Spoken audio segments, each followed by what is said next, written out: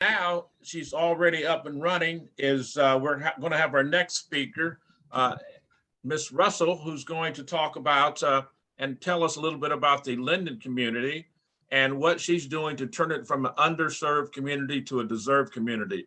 And I met Andrea just by chance. You know, I'm always looking for a good place to eat, and so I was at the Ina's Caribbean Kitchen on Cleveland Avenue, and Andrea was at the time, she was publishing a newspaper newsletter, and so I was up there.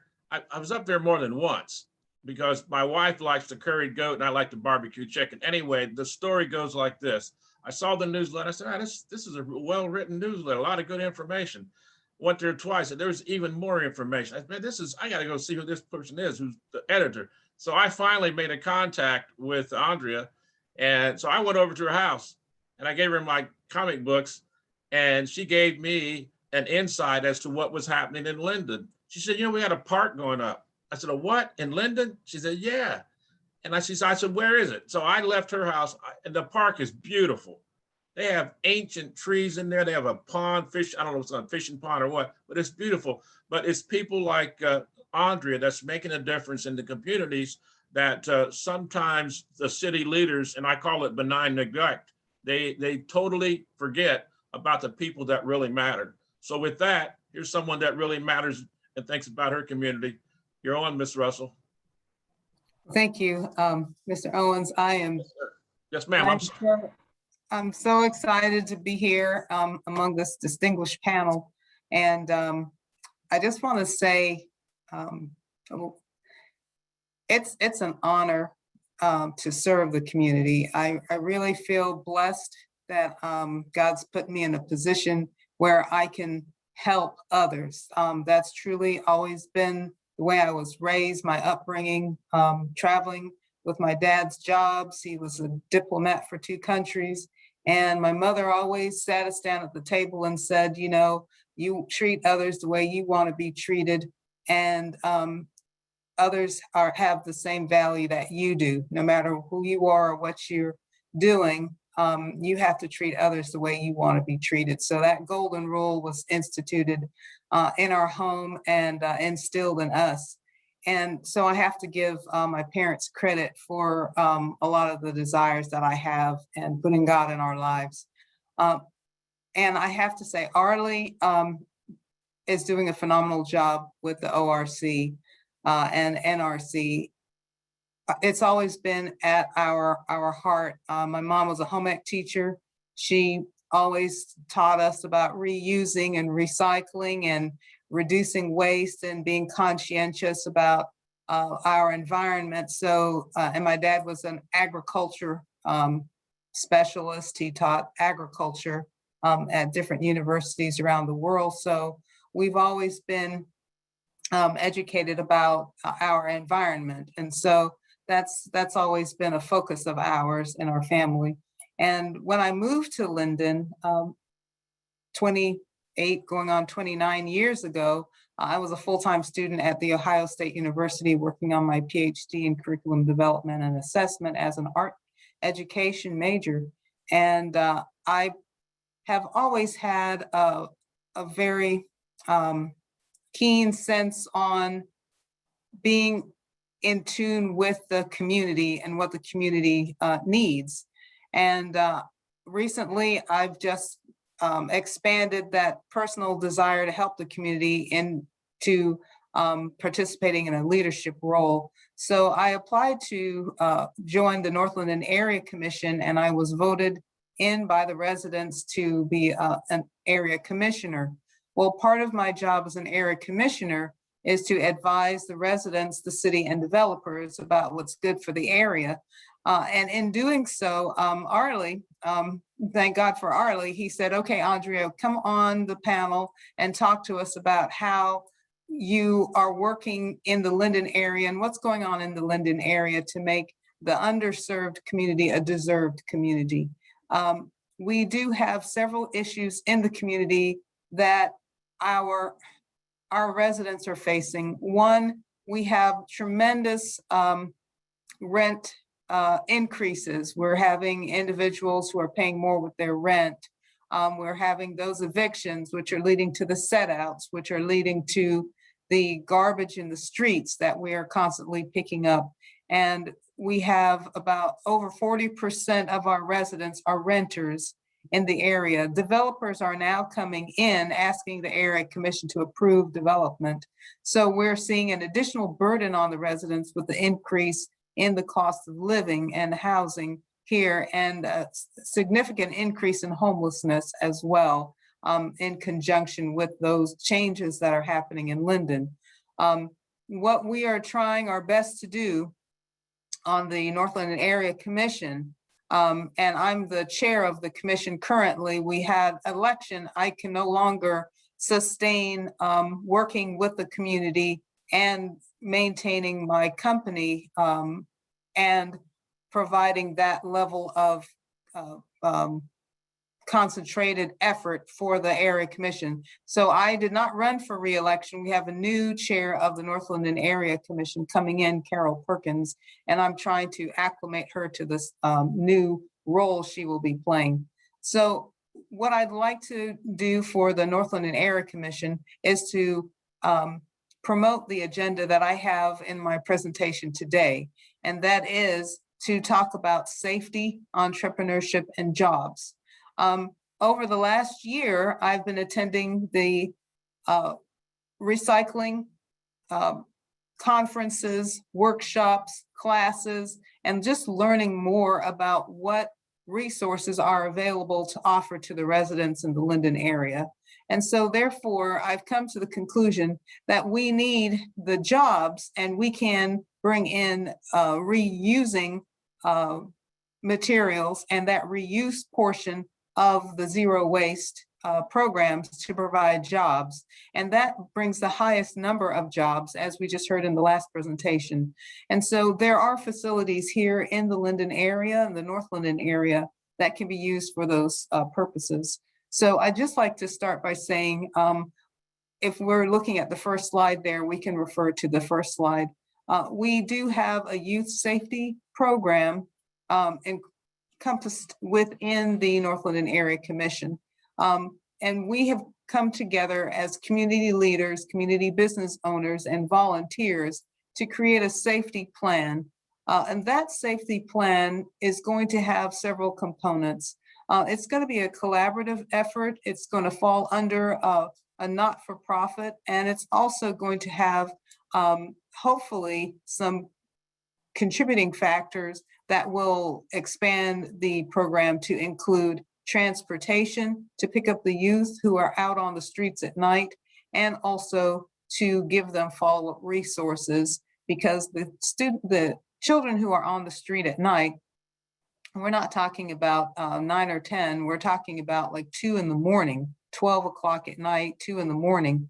We're seeing that the youth are in the streets.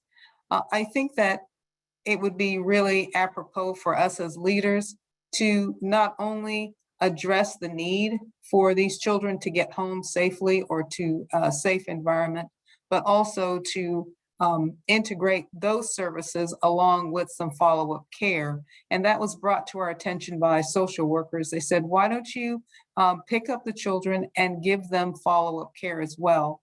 So I feel that a part of our safety in our community is also linked with all of these recycling efforts and environmental concerns, because our efforts in our community that looks trashed is not going to go anywhere.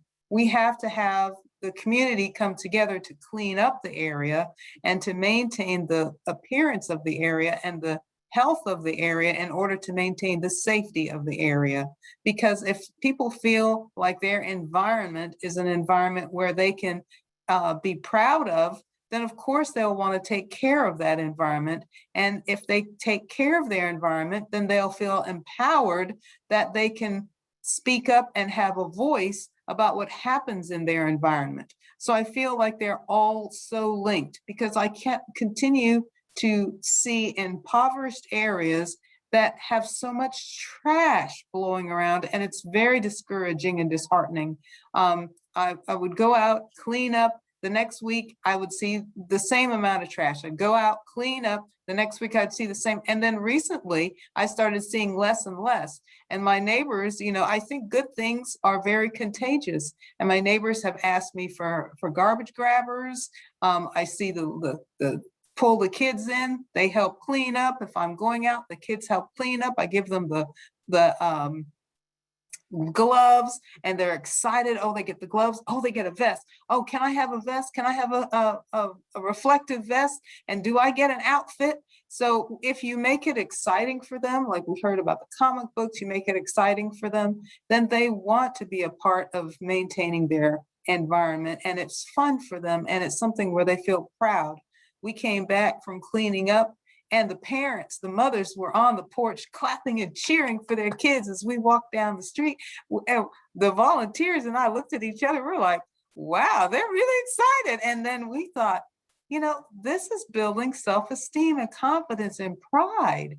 So, if we can instill that in our community, we have a winning formula. So we were very excited to see that the parents were cheering the kids on. And I don't even care that they lost their safety vest. I'll give them some more. They were donated, and we can get them some more. But they were so excited. But I think the cleanliness of the environment definitely goes in hand with the safety. So those are the two areas that we're focusing on with the safety initiative. And if Mr. Johnson, if you could give us the next slide, please.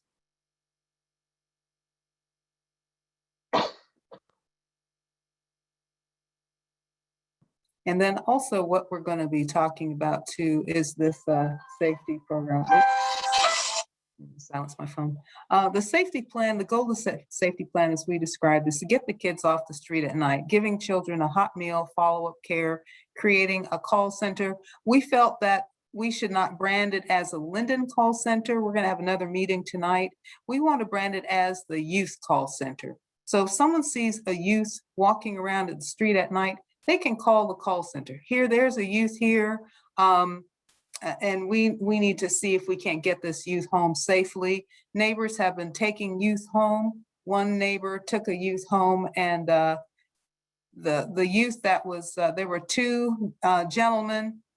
She said, I don't know you children, but I'd like to get you home safely. One child said, I don't know you, lady, but you look okay, so I want to go home. So he went home with her. The other young man said, I'm not going anywhere. I'm staying out here in the street, had an attitude, and refused to go home. Well, she did take one young man home safely, and then found out the other young man tragically was killed that same night. So we have, and I told her there's got to be some way we can come together as a community where you don't have to put yourself in that type of vulnerable situation. And because if she had had a car wreck and the child had gotten hurt, there would have been a problem. So I said, we have to come together as a community to make this a reality. We do want to also, in our initiative, bring in apprenticeships.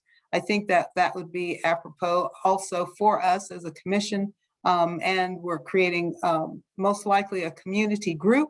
That community group will also work hand in hand with the local businesses to make sure that there are apprenticeships and internships. We have spoken with the mayor. He visited one of our area commission regular meetings, and I did ask him directly about getting the kids off the street at night and perhaps putting some dollars toward that, and also about an apprenticeship program. So with the recycling efforts that we're also interested in, it would be good to start creating some apprenticeships and internships with local businesses to create that zero waste environment, which I think is essential. We're also working with the Greater Linden Business Network. Right, currently they have grants for business owners, and I think that we can speak with them directly about having a category for a zero waste environment so that we can start working on grants for that initiative. And yes, definitely. And you and Arlie, Tia, are we're going to try to get funds in that area because we really want to pull together this whole initiative and turn it into a real full-fledged program for the community. Mr. Johnson, if we could have, thank you. And we have started the Linden cleanup crew. The Linden cleanup crew I started personally, I went over to one of our business owners on Hudson, and he gave us over $1,000 in cleanup gear. He gave us gloves that will protect us from fentanyl, and he gave us those high-vis jackets you see the volunteers wearing, Lisa, Sammy, and Jules are wearing. He gave us $1,000 worth of equipment. So, oh, someone says they can't see the slides. Can you see them now?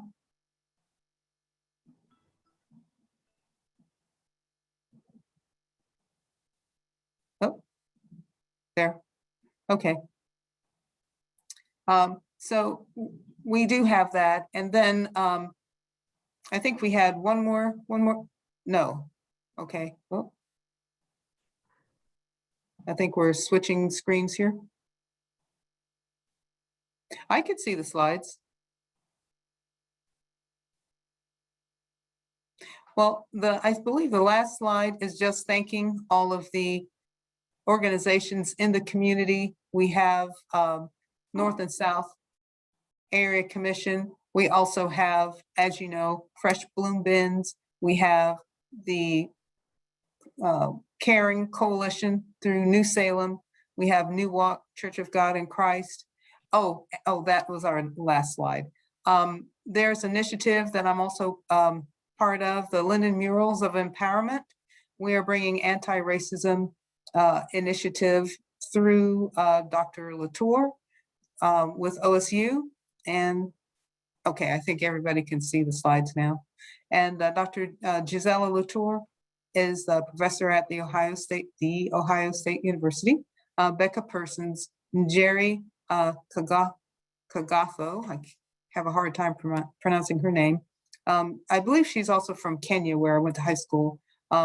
Francesca Miller, John Latham III, he was a former North Linden Area Commission chair.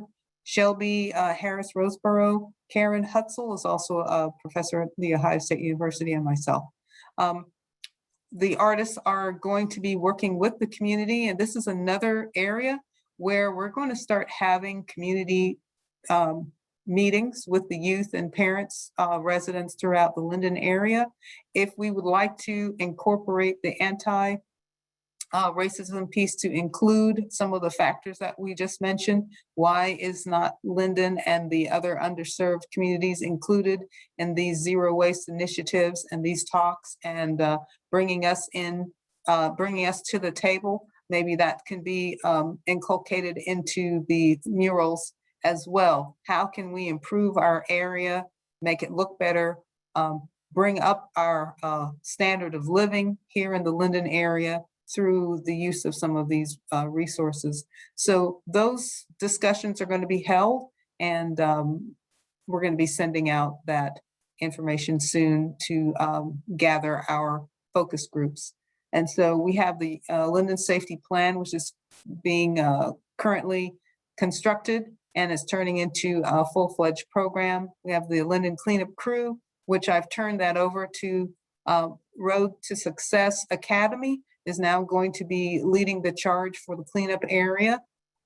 We have our volunteers, whom we love dearly, the Linden Murals of Empowerment, North and South Linden Area Commission, Sisters of Empowerment. They also teach classes for the community, awesome classes.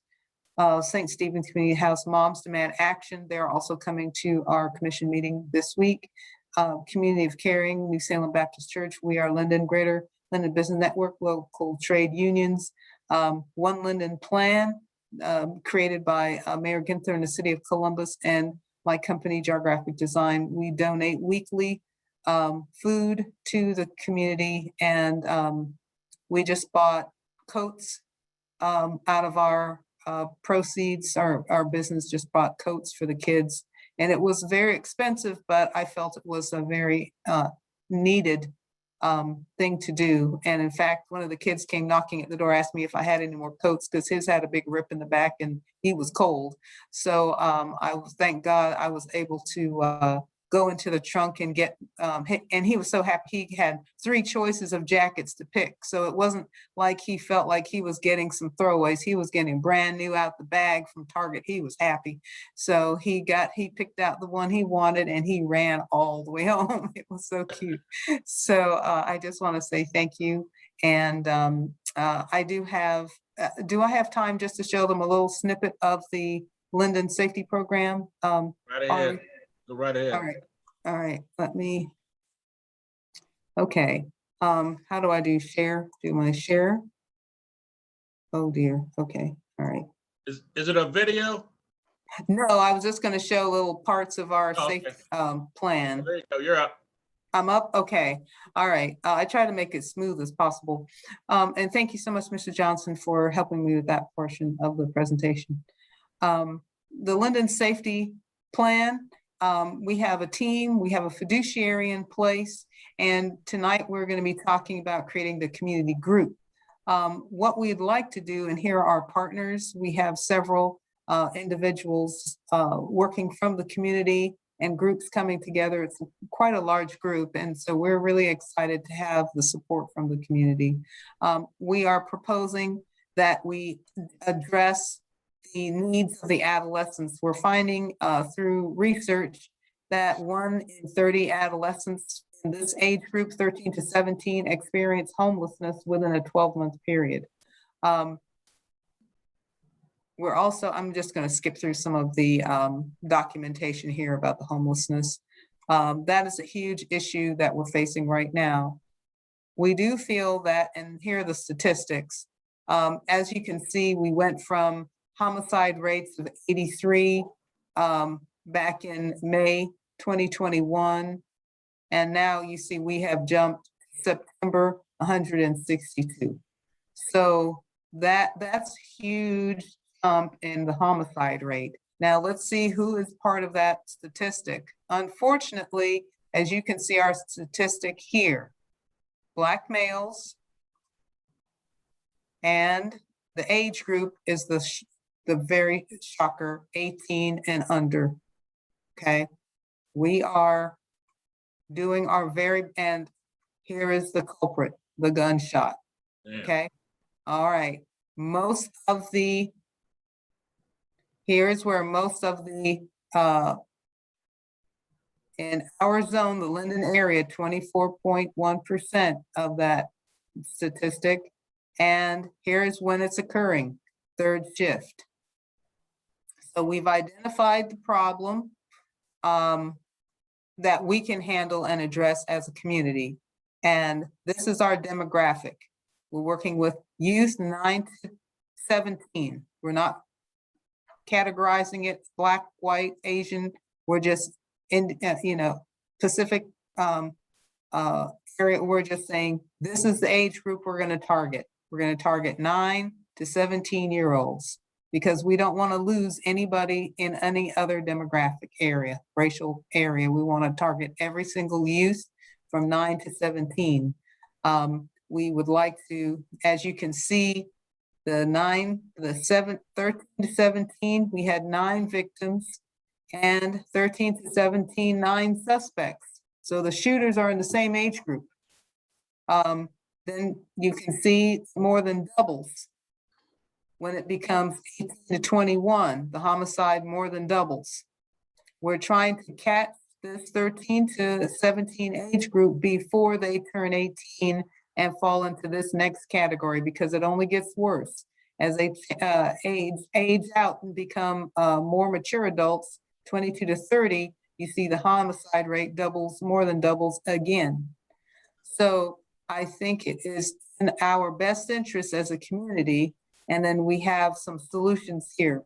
We would like to set up a call center, have the calls, anyone in the community can call into the call center, and we're going to have a website set up where the youth or the adults can log in, set up an account, and request services for transportation, or they can request follow-up services, and they can request a meal. So whatever they request online, the call center will work with them and to dispatch the services that are needed. Then we will have data collection and have follow-up care so that all of the organizations involved with the follow-up care can schedule their services with anyone who signs up through the website. We will have everyone vetted, and we want the funds that we're trying to raise through the community group to go to the background checks, because we'd like to make sure the children stay safe. Anyone involved in the program is going to know where the children are all the time, and we need to have those individuals very carefully screened. And so we would also like to link our services through existing services, Uber, Urban Express, and other transportation services. The follow-up care will come from services that are already being provided in the community. Columbus Police has a chaplain program. We can have other healthcare initiatives through the CARE Coalition. There's Reroute. We have all kinds of existing community services where we can funnel resources to the community. We do need legal assistance so that we can set up the sign-off contracts with the subcontractors and with the parents. So everyone is gonna hopefully have all the layers of protection that we need legally. And then, as you can see, we have all the follow-up care services that we can route all of the needs of the community. So in a nutshell, that's what we would like to provide. We definitely feel the services that can incorporate all of our efforts to provide jobs. That's something that we need. We need the parents and the youth to have job opportunities. And I know that reusing and recycling waste will definitely give the community an opportunity to bring some economic healing into the area and opportunity. And so pretty much that's it. Then each group that's presented a portion of the services that they're going to provide. We have that in our presentation, how much they're asking, what they're going to be providing. And then, as you can see, our overall budget is here. I'll scroll down to the very end. Our overall budget and our ask is listed here.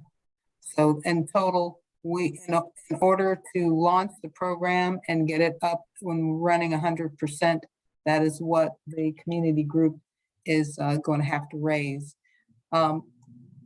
We can't start there, but we can start with at least getting the website set up and maybe getting some transportation out to the youth and creating some jobs. So those are the three areas that I feel as a commissioner that we need to provide to the community in order to have some restoration and bring about some safety initiatives with using the recycling as a vehicle to help us do that as well. Thank you for your time. And thank you, Arlie. Okay, thank you, Andrea. I want you guys, if you get a chance, and ladies, write this video down. It's called The Power of One. Some of you may have heard or saw and seen this in the past, but it came to my attention years ago. I was working with Nike, and that's when I saw it, but it's actually was produced by some other company. And in a nutshell, as you would say, it features individuals who have the power of one.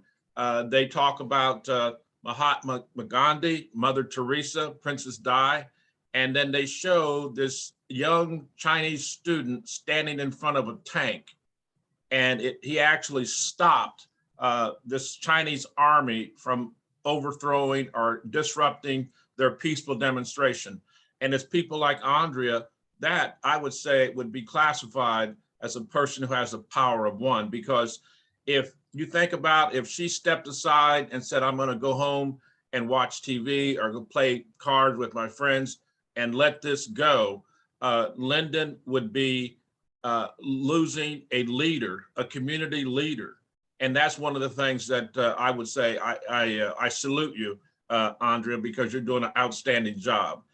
And I'll tell you, it's a good thing because Keep America Beautiful has this slogan, and it says, your community is only as strong as your weakest link. And if your weakest link is a community, a suburb that is just disrupting order and doing things that are against the law, including vandalism, robbery, any and everything that disrupts the community's normal way of life. So we appreciate all that you do. We'll be back in touch. Tia said she'll probably buy lunch for us. So she's and I'll chip in, I'll get dessert. Okay,